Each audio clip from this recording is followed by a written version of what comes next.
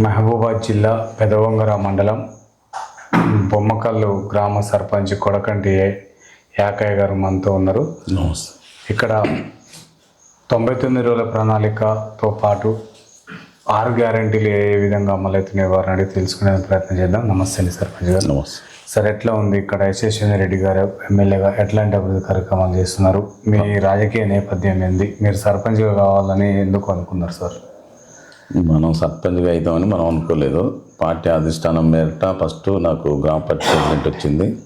తర్వాత మళ్ళీ సర్పంచ్గా మాకు బీసీ జనరల్ అయింది. బీసీ జనరల్ అయితేరికే ఎట్లా అని అనుకుంటారికే మళ్ళీ మేడం గారు ఫోకస్ పెట్టి మనకు ఆయన సర్వే పెడతారికే సర్వేలో కూడా మనమే ఉన్నాం. కొంచెం సర్వేలు ఉంటారికే మనకే సర్పంచ్ అవకాశం వస్తారికే దాన్ని కూడా భారీ ఎత్తున్నే వార్డు మెంబర్లు 1 సైడ్ చేసినాం. 300 ఓట్ల లీడ్తో మేము మంచిగా గెలుచుకున్నాం. మా ఊళ్ళో కాంగ్రెస్ పార్టీ అనేది మంచి బలోపేతంగానే ఉన్నది. మాకు కూడా మేడం గారు గాడికి పోయి ఏమని అడగంగానే ఒక్కులిస్తుంది. ఇప్పుడు గుట్టిపర్తి రోడ్డుకి అయితే అటు సీసీ రోడ్డు పోసినాం. ఇప్పుడు మెగా పార్క్ కాడికి సీసీ రోడ్ లేకపోతే అది కూడా మన శాంక్షన్ లిస్టులో వచ్చింది, పోస్తున్నాం. కరెంటు 3 ఎకరాల భూమికి దళితులకు ఇచ్చిన 3 ఎకరాల భూమిలో కరెంటు పోర్లు లేవు అని చెప్తే వాళ్ళు ఇచ్చిన మటుకే కానీ దాంట్లోనైతే కరెంటు పోర్లు వేయలేదు.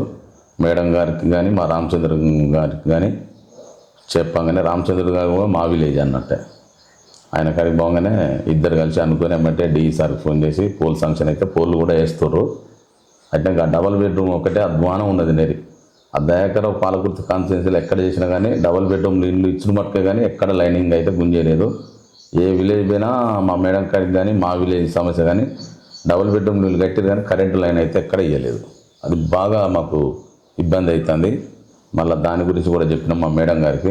తక్షణమే పోల్లు కొంచెం అందుబాటులో లేవు కాబట్టి కరెంటులతో మాట్లాడితే పోల్లు రాగానే ఇస్తామని చెప్పారు. డబుల్ బెడ్రూమ్ ఎప్పుడు పంపిణీ చేస్తారు సార్? ఆల్రెడీ వాళ్ళు అలాట్ చేసినామని చెప్పారు. అలా కొంతమంది ఉంటారు, కొంతమంది లేరు. అది అలాట్ చేసిదా చేయలేదా వాళ్ళ ఉండేటోళ్ళకే తెలుస్తలేదు. వాళ్ళకి ఇంటి నెంబర్లు ఏముందుకే ఇళ్ళల్లో ఉండని శాంక్షన్ పెట్టిరట. కరెంట్ రాముందుకు ఇచ్చే పంపించారు. ఎవరన్నా ఉంటే వాటిని నీట్గా చేసి వాళ్ళకి ఇల్లు మా పట్టాలు ఇచ్చి కరెంట్ లైనింగ్ ఉంది ఏ వర్క్ లేకుండా చేసి పంపించాలి. కానీ వాళ్ళు ఏం జరగలే, అంతా వాళ్ళని మోసం చేసి పడేసారు. వాళ్ళ ఇండ్లు వచ్చినాయంటే వాళ్ళ ఇండ్లు వచ్చినాయని సంబరంతోనే పోయింది తప్ప వాళ్ళకి ఇప్పుడు అర్థమైపోతుంది మా పరిస్థితి ఏంది. ఇండ్లు మంచిగా చేసుకొని ముందుకే చేసినాం ఏంది పరిస్థితి కరెంటు లేక అని రోజు నాయమడి పడతాయంటే మేడం గారితో చెప్పిన యశస్వి రెడ్డి గారితో ఝాన్సీ రెడ్డి గారితో కూడా చెప్పగానే కరెంటులతో మాట్లాడితే పోల్లు వస్తాయి. ఈ నెలలో అయిపిస్తాం. ఇప్పుడు ఇటు ఇందిరమ్మ ఇండ్లు రాకుంటేనే అయ్యిగా ఇందిరమ్మ ఇండ్లు మాకు వచ్చినాయి. మాకు 14 ఇండ్లు వస్తే 9 ఇండ్లు ఫుల్ సక్సెస్గా కట్టుకోరు. ఇంకా 5 ఉండి పైసలు వెళ్ళుబాటు లేక మాకు వద్దని క్యాన్సల్ పెట్టారు. 5 ఇండ్లు కూడా వేరేటోళ్ళకి పెట్టినాం. వాళ్ళు కూడా ముగ్గు పోసుకున్నారని సిద్ధంగా ఉన్నారు. ఇవాళ రేపు. సార్, ఎర్రబెల్లి దయాకర్రావు గారు మంత్రిగా ఉండి ఈ గ్రామాన్ని చేసిన అభివృద్ధి ఏమైనా ఉందా సార్? ఇక చెప్తున్నాయి. ఇప్పుడు డబల్ బెడ్రూమ్ అంటే ఇచ్చారు, అలాట్ చేశారు. ఆ కాంట్రాక్టర్ ఎవరో ఇచ్చారు, కరెంటు లేదు. ఇప్పుడు పోయి మీరు చూసినట్టే ఉండాలి. ఆ ఇండ్ల లేకపోతే ఒక సైడ్ కాలువలే వెయ్యి లేవు. ఏదో ఆ ఇండ్లు ఎట్లున్నాయి అనేది మీరు పోతే మీకే అర్థమైపోతుంది. ఆయన చేసిన అభివృద్ధి అంటే ఏం లేదు. ఆ కట్టది అట్నే ఉన్నది. చూసిరు కాక మీరు కట్ట నుంచి వచ్చారు ఎట్లా వచ్చారు కానీ కట్ట అధ్వానం ఉన్నది. దాన్ని కూడా మా మేడం గారితో చెప్పినాం, రామచంద్ర కూడా చెప్పినాం. దాన్ని ఒక 6 కోట్లు పెట్టి మొత్తం మినీ ట్యాంక్ బండ్ చేస్తామని చెప్పారు. అతి త్వరలో కూడా చేసి పడేస్తారు వాళ్ళు. దయాకర్రావు అయితే మాకైతే ఏమంత పెద్దగానైతే చేయలేదు. అది అవపడుతున్నాయి ఊళ్ళో మా ప్రజలకు. సార్, ఈ గ్రామంలో 6 గ్యారెంటీలు ఎట్లా అమలవుతున్నాయి సార్? 6 గ్యారెంటీలు మంచి ఫుల్ సక్సెస్ అయినాయి. ఇప్పుడు సన్న బియ్యం అయితే కావచ్చు, ఇప్పుడు ఉచిత కరెంటు కానివ్వండి, గ్యాస్ సిలిండర్ కానివ్వండి, రైతు భరోసా కానివ్వండి, బోనస్ సన్నోట్లకు బోనస్ కానివ్వండి బాగానే. ఇప్పుడు వృద్ధాప్య పింఛన్లకంటే ఇప్పుడు మా ఊళ్ళకే 85 మంది పెట్టారు. వితంతువులు అయితేంది, వికలాంగులు అయితేంది, గౌడ సంఘం అయితేంది. అవి కూడా ఫామ్స్ తీసుకున్నాం. అవి కూడా అతి త్వరలో సిస్టంలో అయితే పెట్టారు. రేవంత్ రెడ్డి గారు పయనించినప్పుడు సిగ్నల్ ఇవ్వగానే అప్పుడు ఎంపీడీ ఆఫీసులో వాళ్ళు ఎంటర్ చేసి సిద్ధంగా ఉన్నారు. ఇక్కడ ఎమ్మెల్యే గెలిచాక అంటే యశస్విని రెడ్డి గారు గెలిచిన తర్వాత నూతన అభివృద్ధి కార్యక్రమాలకు ఎట్లాంటి నిధులతో ద్వారా అభివృద్ధి జరిగిందంటారు సార్? మాకు మేడం గారు వచ్చినాక సీసీ రోడ్డు వచ్చినాయి. 40 లక్షల సీసీ రోడ్డు వర్క్ వచ్చింది. మళ్ళీ ఇప్పుడు మొన్న రీసెంట్గా మెగా పార్కు వాళ్ళు అసలే పోయాలి. ఆ రైతులు మెగా పార్కు కానీ ఆ రైతులు పోవడానికి ఇబ్బంది ఉన్నది. ఏ మాత్రం ముసురు వచ్చినా మొత్తం మట్టి అంటేది బంకరేగడి. అలాంటిది మొన్న మేము రోడ్డు శంకుస్థాపన చేసినాం. ఈ వాతావరణం అనుకూలిస్తే రోడ్డు పోసేస్తాం. గొట్టిపర్తి బాటకు పోసినాం. వాళ్ళైతే ఇంకా ఎనలేని సంతోషిస్తారు ప్రజలు. ఆ బాటకు రైతులు అది మేమే ఉండి అటు 2-3 ఇళ్ళు ఉంటే వాళ్ళు పెట్టకపోతే మేమే పెట్టి కూపించినాం. సార్ ఇక్కడ విద్యా వైద్యం ఎట్లా అందుతుంది సార్? విద్య ఓకే, విద్యా వైద్యం రెండు ఓకే ఉన్నాయి. వాళ్ళు కూడా వస్తారు. మొన్న పోలియో చుక్కలు, పల్స్ పోలియో చుక్కలు వేయించారు. ఎమ్మటే వచ్చి స్కూల్ పిల్లగాళ్ళు కూడా వస్తారు. కొంతమంది ప్రైవేట్ స్కూళ్ళలో వేయటలు కూడా మా స్కూల్లో చిన్న బళ్ళకి అయితేంది, పెద్ద బళ్ళకి అయితేంది మంచిగా వస్తారు. మన స్టూడెంట్స్ కొంత స్ట్రెంత్ పెరిగింది. సార్ నూతనంగా ఏర్పడ్డ పెద్దవంగరం మండలం ఎందుకు డెవలప్మెంట్ కాలేకపోతుంది సార్? అది ఎందుకు డెవలప్ అయితే లేదనంటే దాన్ని వాళ్ళు కొంతమంది పెద్ద లీడర్లు ఉన్నారు కాబట్టి అది వాళ్ళ చేతుల్లోనే ఉంటుంది. వాళ్ళే ముందంజ నుండి దాన్ని డెవలప్ చేసే బాధ్యత వాళ్ళదే. ఇప్పుడు మా మేడం వచ్చారు, మొన్న హాస్పిటల్ శంకుస్థాపన చేశారు. హాస్పిటల్ వితిన్ ఈ 4 రోజులలో శంకుస్థాపన అయిపోతుంది. మరి MR office, MPD office, police station కూడా అది కూడా అవుతుంది నూతనంగా భవనం. అది వాళ్ళు ఉన్నప్పుడు కట్టింది కాబట్టి దాని ప్రాబ్లం ఏందో అర్థం కావట్లేదు. అది కూడా ఓపెన్ అవుతుంది. మీకు పెద్దవంగర కింద మండలం కింద ఈ గ్రామం ఉండడం మీకు సరైందేనా? ఇప్పుడైతే కొంచెం ఇబ్బంది ఉన్నది. కాకపోతే టీఆర్ఎస్ వాళ్ళు గత ప్రభుత్వం మా సర్పంచ్ని మేము అడిగితే, పోయిన సర్పంచ్ని మాజీ సర్పంచ్ని అడిగితే బలవంతంగా సంతకం పెట్టించరు అని చెప్పిండు. కానీ మాకు అంత ఫీజ్ఫుల్ అయితే లేదు. తొర్రూరు అయితే మాకు బెటర్ ఉండు. సార్ ఇక్కడ గ్రామానికి సంబంధించిన సీసీ కెమెరాలు ఏమైనా ఏర్పాటు చేశారా? సీసీ కెమెరాలు మొన్న నుంచి ఎస్ఐ నాతో పడతాను. సీసీ కెమెరా రేపు కానీ ఎల్లుండి కానీ ఫిట్ చేపిస్తాం. ఎన్ని అవసరం పడుతుంది సార్? 12 వేస్తారా? ఇక్కడ నిరుద్యోగ యువతకి ఉపాధి ఏ విధంగా కలుగుతుంది సార్? నిరుద్యోగ యువత అంటే ఉండొచ్చు, ఒక 10-15 మెంబర్స్ ఉంటారు. వాళ్ళు హైదరాబాద్ పోయి ఆన్నే ఉన్నారు. కొంతమంది ఇక్కడ మన కరువు పని కిందనే వాళ్ళు చేసుకుంటూ ఉన్నారు. ఇక సీసీ రోడ్ కానీ డ్రైనేజీ వ్యవస్థ ఇంకా కొంచెం పూర్తి కాలేదంటున్నారు సార్, లోపాలు అంటున్నారు. ఎక్కడ ఎందుకు? డ్రైనేజ్ సీసీ రోడ్లు అంటే ఓకే, నేను చెప్తున్నా. సీసీ రోడ్ల విషయంలో ఎలాంటి డౌట్ లేదు. డ్రైనేజ్ డబుల్ బెడ్రూమ్లలో వాళ్ళు కట్టేయలేదు. అది కూడా ఇంతవరకు ఏ సార్తో మాట్లాడినాం. అది వచ్చింది, వేరే వాళ్ళని చేసుకోరు అబ్బాయి అంటే వాళ్ళు చేసుకుంటా అన్నారు వార్డు మెంబర్లు. అంటే ఇంకుడు గుంతలు కూడా కావాలంటున్నారు కదా సార్, ప్రాబ్లం ఉన్నది. ఇంకుడు గుంతలు 1-2 అన్నారు. మేము ఎంపీడీ గారికి మొన్న చెప్పినాం. చెప్తే అది మళ్ళీ వస్తే పెట్టిస్తామని అన్నారు. 1-2-3 అడిగారు. సార్ ఈ మహిళా భద్రతకైనా మహిళా ఉపాధి ఏ విధంగా కలుగుతుంది సార్? ఇక్కడ ఉపాధి పని ఆమె మంచిగానే ఉంది. బదిలాడి మేము గెలవాల్సి వస్తుంది వాళ్ళ కాడిపోయి. మొన్న ఎంపీడీఓ గారు చెప్పారు, వీరమాధవ్ సారు, ఉపాధి పని కింద అందరు ఇంటి కరువు పని కార్డు ఉన్న అందరూ రావాలంటే పోయి బదిలాడడం జరిగింది. 50 నుంచి ఒక 65 మంది 70 మంది కాడికి స్ట్రెంత్ పెంచినాం. ఓకే సార్ ఇక్కడ వైద్య సౌకర్యాలు ఎట్లా ఉన్నాయంటారు? వైద్యం ఓకే ఉన్నది. చెప్పినా కదా, మొన్న వచ్చారు పిల్లగాళ్ళకు పల్స్ పోలియో చుక్కలు వేయించారు. 2 సార్లు డబ్బు దాడించడం జరిగింది. జరిగినాక వాళ్ళు వచ్చారు, వేసి మంచిగానే వాళ్ళ బాధ్యత వాళ్ళు నెరవేరుస్తారు. సార్ ఇక్కడ కొంతమంది భూ సమస్యలు కూడా ఉన్నాయంటున్నారు సార్, ఎట్లా పరిష్కారం అయితే అంటారు? ఇక భూ సమస్య అంటే గత ప్రభుత్వం బీఆర్ఎస్ దయాకర్ రావు ఇచ్చారు. అప్పుడు బొమ్మకల్ సోనరసింహారెడ్డి వాళ్ళు ఇచ్చారు ల్యాండ్. 3 ఎకరాలు నిండా అయ్యకుండా ఒకరికి 25 గుంటలు, 2 ఎకరాలు 25 గుంటలు, ఒకరికి 2 ఎకరాలు, కొంతమంది బోర్డు అంటే బండరాయి ఇట్లా గుట్ట ఉన్నది ఇచ్చారు. ఎవరికైతే సరిగానైతే 3 ఎకరాలు ఇవ్వలేదు. అదే ఆ సమస్య గురించి గత ప్రభుత్వం ఉన్నప్పుడు కలెక్టర్ కాడికి పేరు పెద్ద లుల్లులే అయినాయి. ఆ సమస్య కూడా ఇప్పుడు ఇంకా పరిష్కారం కాలే. వాళ్ళే ఎస్సీ వాళ్ళు కొంచెం లోపకరంగా తొక్కుకుంటారు.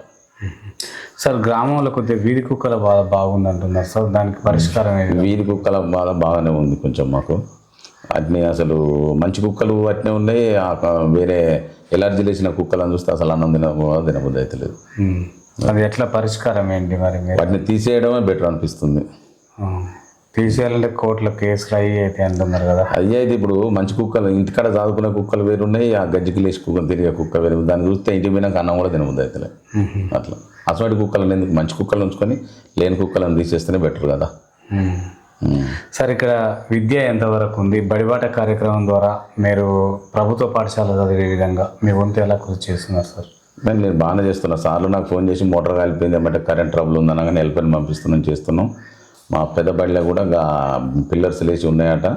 దాన్ని మేడం గారితో చెప్తే ఏమంటే బిల్లు శాంక్షన్ చేసి ఇంకో 2 రూమ్లు కట్టిద్దాము అని చెప్తే ఓకే అని స్పందించారు. ఓకే మాకు. సార్ ఊర్లో బెల్ట్ షాపులు కూడా బాగానే ఉన్నాయి. బెల్ట్ షాపులు అంటే 1-2 ఉన్నాయి. దాన్ని కూడా కొంచెం తక్కువనే ఉన్నారులేండి. వాళ్ళకి నోటీసులు ఏమైనా ఇచ్చడం జరిగిందా? ఎస్ఐ గారు వచ్చినప్పుడు నోటీసులు ఇచ్చారు. మనం అయితే ప్రత్యేకంగా ఇవ్వాలి. ఎస్ఐ గారు వచ్చినప్పుడు నోటీసులు ఇస్తే వాళ్ళ లిమిట్లో వాళ్ళు ఉన్నారు. అంటే యువత కూడా మొత్తం అంటే డ్రగ్స్ అట్లా మా కాడ డ్రగ్స్ తీసుకునే అబ్బాయి అయితే లేడు. ఎస్ఐ గారు వచ్చారు, ఇదివరకు మాకు పెట్టారు. ఎస్పీ ఆదేశాల మేరకు వచ్చిండు. మీటింగ్ పెడితే మా కాడ గంజాయి కానీ డ్రగ్స్ కానీ ఎలాంటి తీసుకునే అబ్బాయిలు అయితే నాకైతే అనిపించలే మా విలేజ్లో. అంటే వాళ్ళకి అవగాహన వస్తుంది ఏర్పాటు చేశారు. ఎస్ఐ సార్ వచ్చి 3-4 సార్లు పెట్టిండు. హెల్మెట్ దాని గురించి పెట్టారు. హెల్మెట్లు కూడా కొనిచ్చినాం 30-40 అందరికి హెల్మెట్లు ఉన్నాయి. బైక్ ఉన్న వాళ్ళందరికి ప్రతి ఒక్కరికి. ఓకే సార్, ఇక్కడ 6 గ్యారెంటీలు ఎట్లా అమలు అవుతున్నాయి సార్? 6 గ్యారెంటీలలో డోకలేదండి. ఇప్పుడు వడ్లకు సన్న వడ్లకు బోనసు, రైతులు ఫుల్ క్యూషీగానే ఉన్నారు.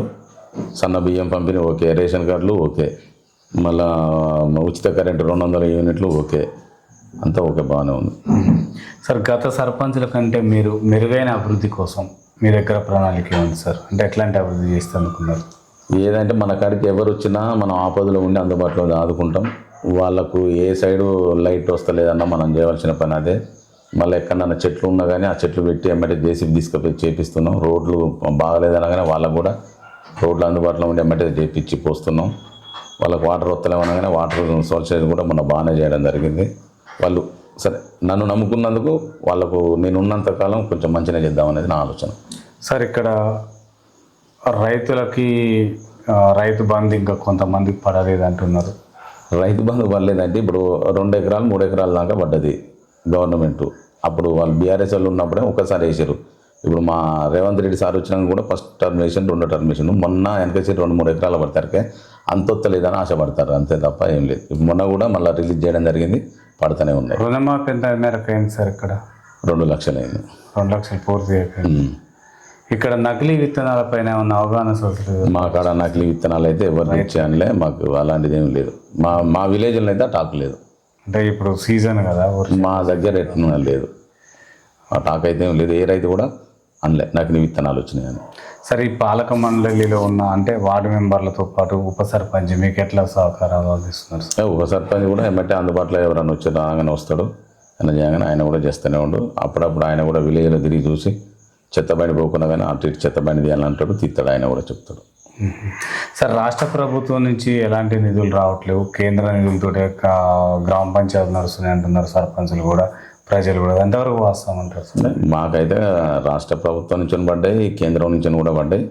మాకు పడ్డాక ఇదివరకు పోయిన సర్పంచ్కి బిల్లులు ఇవ్వాలంటే నేనే సైన్లు చేసినాం, వాళ్ళకి బిల్లులు అయితే ఇచ్చినాం. మా గ్రామ పంచాయతీలు అయితే పడ్డాయి, ఉన్నాయి. గ్రామ పంచాయతీ సిబ్బంది పనితీరు ఏ విధంగా ఉంది సార్? గ్రామ పంచాయతీ పనితీరు అంటే పర్లేదు, బాగానే ఉంది, బాగానే చేస్తారు. కానీ ఒకళ్ళిద్దరితో కొంచెం నాకు పెద్ద సఫర్ ఉన్నది. ఎట్లా పరిష్కారం ఎట్లా మరి వాళ్ళకి? పరిష్కారం అంటే ఇక మనం ఏదో వచ్చి ఇప్పుడు 4 నెలలు 5 నెలలు అవుతుంది కాబట్టి ఇక మనం తిట్టుకుంటున్నాం, బతిలాడుకుంటున్నాం, చేపించుకుంటూనే ఉన్నాం. వాళ్ళకైతే సిబ్బందికి బరాబర్ జీతాలు పడుతున్నాయి. ఇదివరకు గత ప్రభుత్వంలో అయితే వాళ్ళకి జీతాలు పడలేదని తాకడ పెట్టిరు. ఓ సిబ్బంది అయితే ఓపెన్ వీల్ మోటరే అమ్ముకున్నాడు. ఇప్పుడైతే ఈ నెలది కూడా నిన్ననే పడ్డాయి. డ్యూ అయితే ఉంటాయి వాళ్ళకి జీతాలు, దాంట్లో ఎలాంటి డౌట్ లేదు. సార్, ఈ గ్రామానికి సంబంధించి నర్సరీ ఏమన్నా ఏర్పాటు చేశారా సార్? నర్సరీలు ఉన్నాయి కదా, అక్కడ పెద్దది ఒకటి మెగా పార్క్ ఉన్నది, అక్కడ నర్సరీ ఉన్నది కంచెల. మళ్ళీ ఇప్పుడు కట్ట కింద ఇక్కడ ఒక పార్క్ ఉన్నది. ఎలాంటి మొక్కలు నాటుతున్నారు? అంటే ఇంటింటికి 6 మొక్కల పంపిణీ ఎప్పుడు ఏమన్నా చేసే ఆలోచనలు ఉన్నాయంటారు? ఈ వారంలో చేద్దామని చెప్పింది ఫీల్డ్ అసిస్టెంట్. వాళ్ళకు జామ అయితేంది, ఇంకా ఈ దానిమ్మ, గులాబీ మొక్కలు, ఇంకా 6 మొక్కలు అవి తెప్పించి పెట్టాం వాళ్ళకు అందుబాటులో ఉండేటివి. సరే, ఏం చెప్పాలనుకుంటున్నారు ఈ బొమ్మకల్లు ప్రజలకి? మీరు ఓటేసి గెలిపించి 5 ఏళ్ళు మీకు ఒక బాధ్యతను ఏర్పాటు చేశారు. మీరు ఇప్పుడు ఎక్కడ పోవాలన్నా పోలేరు, ఏ చేయాలన్నా చేయలేరు. అవును, కాబట్టి వాళ్ళకి ఏం చెప్పాలనుకుంటున్నారు? వాళ్ళకు నాకు సహకారం వాళ్ళకు ఎల్లవేళ ఉంటుంది. వాళ్ళ సహకారం కూడా నాకు ఉన్నంతకాలం నేను వాళ్ళకి ఎలాంటి డోకా లేకుండా చూసుకుంటాను. Okay sir, thank you sir. చూస్తున్నాండి మీ తెలుగు టీవీ. మరో వ్యక్తితో మేము ముందుకు వస్తాం.